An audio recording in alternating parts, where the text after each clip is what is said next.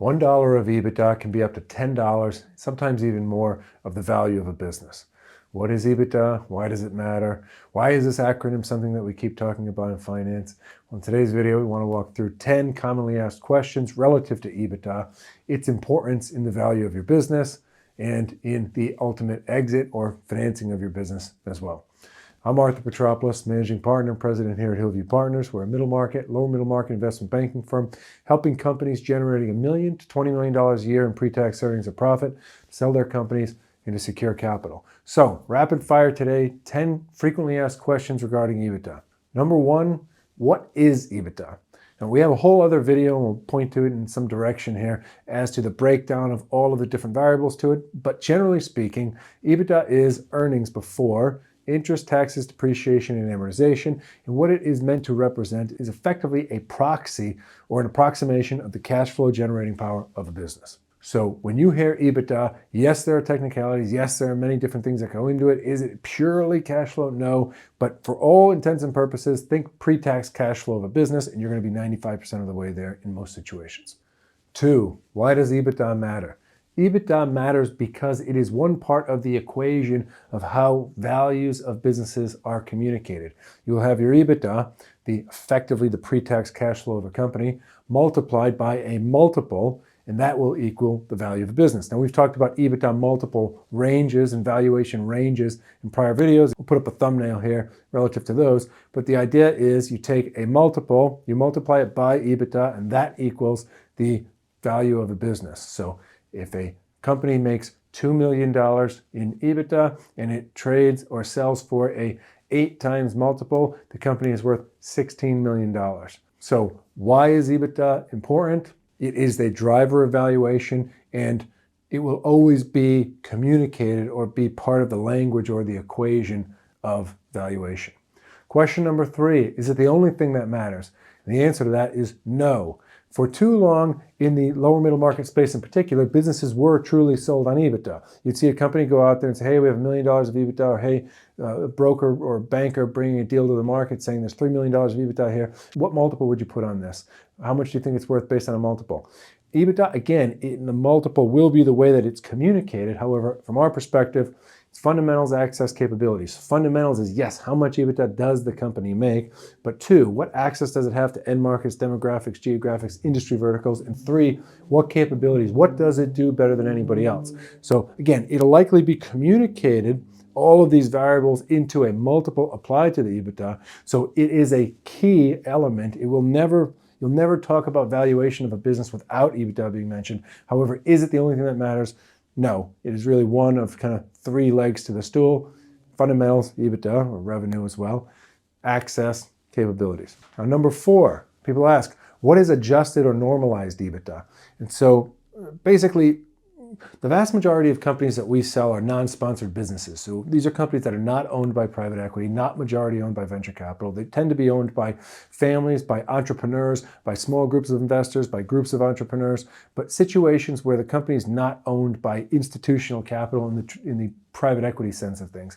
And because of that, there's lots of expenses that go through the business and lots of things that happen with the business that are not really relevant to the cash flow power of the business. And so, again, interest. If the company has debt on it, it might pay interest, whereas if someone owned it without debt, it wouldn't have interest. And again, if it's a family-owned business, then maybe the family's travel is expensed against the business. There's other things that go into it. And so adjusted or normalized EBITDA is basically a reworking of the EBITDA to show the true or the purest cash flow power of the business without any other things muddling those numbers up. So when you hear adjusted or normalized, it just means cleaned up and presented in what would be the truest gauge of actual cash flow power of the business. So question number 5 that we get asked a lot is, what about all my personal expenses? And so in businesses, there's a lot of things that are not personal purely, but some combination. If you travel, and part of the travel is for business and some of it's for personal, if there's car payments, if there's meals, if there's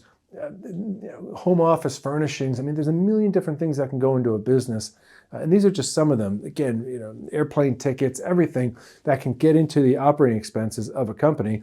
And look, in many ways, and again, I'm not a tax accountant, and we've made videos on taxes before, but some of these expenses are utilized to diminish or to depress the taxable income on a given year. Again, more expenses. You pay taxes on a business unless it's a C Corp, but an S Corp and LLC, which most of these businesses are, you will pay taxes on the after expense amount of it. Therefore, if there's more expenses that are written off, then you're going to have a lower taxable amount, therefore lower taxes.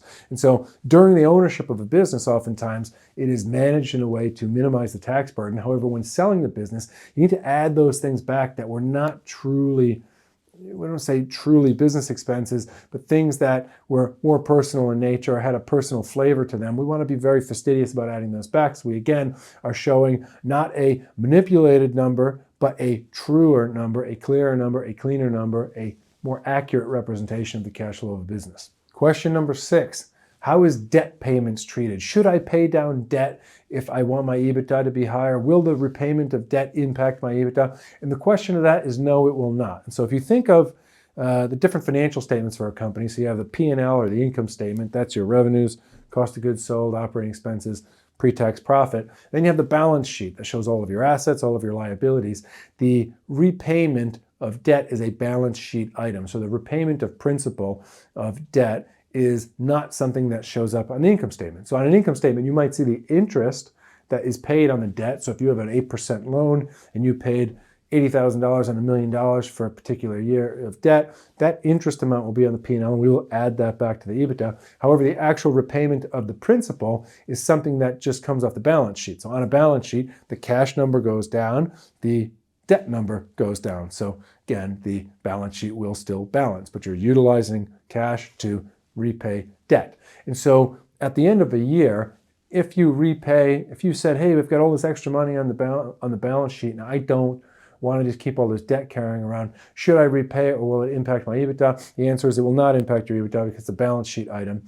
And again, even the interest relative to the debt would be normalized or added back to the EBITDA. So wanting to repay debt should just be truly a business decision. It is not going to be baked into the EBITDA calculation and therefore will not impair the value of the business. Next question we get is, what about one-time expenses? 3 years ago, we had a settlement for a random lawsuit that came up. We shut down this portion of the business. We had to, pay a freak cost for this thing. We had to pay a specialty consultant for this. We had to pay an investment banker to help sell the business. Throughout running a business, there's a lot of expenses that are kind of normal course of business, recurring, and then there's going to be non-recurring, one-off, one-time expenses, things that will not continue forward. And there's a little bit of art and science that goes into the characterization of these. However, if something's non-recurring, if it's a one-time thing, if it's idiosyncratic, we want to add it back. So anything that is one-off, you want to flag, add it back. And again, thinking about normalized EBITDA, that is something that goes back into the normalization process. Similar to debt payments, we also get asked the question of, what about distributions and dividends? Should we do that? Will it impact EBITDA? I don't want the expense to show up on the P&L, or I don't want it to look like the company's making less money than it is. And the dividending or distribution of capital from a business will equally be non-effective or moot to the overall EBITDA of a company, because again, it's a balance sheet item. You have cash going down because it's distributing out of the company, and in this case, equity will be going down. As you grow the cash in a business, assuming all of the things stay equal, the equity value will be going up. So if there's a distribution made, it will be negative to cash, negative to equity. However, distributions or dividends are not included on the income statement. They're not an operating expense of a business, and therefore it's not something that's going to impact EBITDA.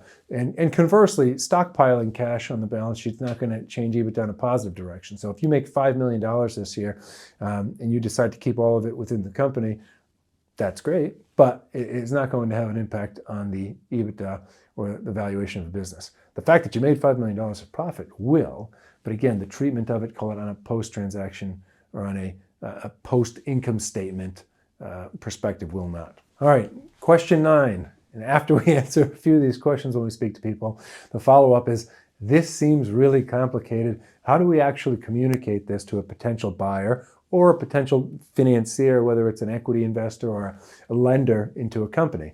And the answer to that is what we call the EBITDA bridge. So in every engagement that we have, for all the clients we work with, we build an Excel file that will show the income statement, all the line items, and what that is for a particular year. So if you think the columns on top are the year, the rows are the different line items that you'd see in the P&L or in the income statement, and we have the actuals. Then we would create a second column saying 2023 adjustments. And so we'd go through each line item and flag for the non-recurring, flag for the personals, flag for the right sizing of certain expenses. And again, we've talked about this in other videos, so I'd say check out those videos if you want to know the granularity of what EBITDA add backs can be. But the idea is we create one column for the actual, one column for the adjustments, one column for the adjusted, or what does EBITDA look like post-adjustment, and that is the bridge. And so basically, if you took 5 years of historical performance of a business and you took the actuals, netted out all of the adjustments, positive and negative, and had the adjusted, then if you had an adjusted schedule or a normalized schedule of true EBITDA of a business, what you'd find is that the performance tends to be a lot more linear because you're getting rid of a lot of the kind of wacky idiosyncrasies that don't have to do with the normal operations of the business. But then secondly, you have kind of the Rosetta Stone for the acquirer or capital provider for a situation where they say, okay, they're going to determine their view towards multiples, and that's why access and capabilities are important to emphasize, because again, if you're the missing puzzle piece to someone, they will apply a higher multiple to someone. However, the multiple will be applied to the EBITDA, and if you show a bridge, it creates a tremendous amount of credibility towards your normalized EBITDA figure, because even if they disagree with certain add backs or the extent of add backs or any normalizations, they can at least logically or intuitively connect the financial statements that they're going to see that connect to the bank statements, that connect to the tax returns, to the normalized EBITDA that you are presenting as a basis or upon which the valuation of the company can be predicated. And the last question, again, something that comes up as we walk through all of these things and work with our clients, is what if they don't believe me? What if they say all of these EBITDA adjustments are not perfect and we don't believe 100% of these things? Will a capital provider just throw the deal away? Will an acquirer say there's no way I'm doing this, and absolutely not, because I believe that those pencils that you added back as personal expenses are really business expenses? And the reality of that is no. It's a conversation. It's a dialogue. Again, as we've said in other videos, if you are honest, if you are forthright, you can characterize things, and you can characterize them fairly aggressively. You can say, look, this is why it's non-recurring. This is why it's personal. This is why it's right sizing of an outsized payment to an employee, whatever it might be. But once you delineate something, whatever can be isolated, measured, demarcated, can be discussed. Whatever can be discussed can be negotiated. Whatever is negotiated can be found within a reasonable medium between two ends in a discussion. And so point being is, if things can be put on paper intelligently and thoughtfully, then yeah, they're not going to agree with everything. I mean, it is, it's to their benefit to try to poke holes in the EBITDA adjustments to some degree. It's to your benefit to try to substantiate them. Within all of our processes, the vast majority of EBITDA adjustments are accepted because all of them are legitimate, but there is going to be some pushback on some. So yeah, if they don't believe you, that's what you have your, banker out there doing, is painting this picture in as accurate and as substantial of a way, or substantiable a way, and then going to bat for you to kind of duke it out and negotiate it and get to the highest EBITDA, such that when there's a multiple, it gets applied to the highest number, which gets you the highest value. And so that is a thought for today. And from all of our conversations relative to EBITDA that we have every week with different existing clients, with different prospective clients, and with everyone else we interact with in this ecosystem of middle market mergers and acquisitions, these are 10 of the questions that come up most often that we wanted to tackle today.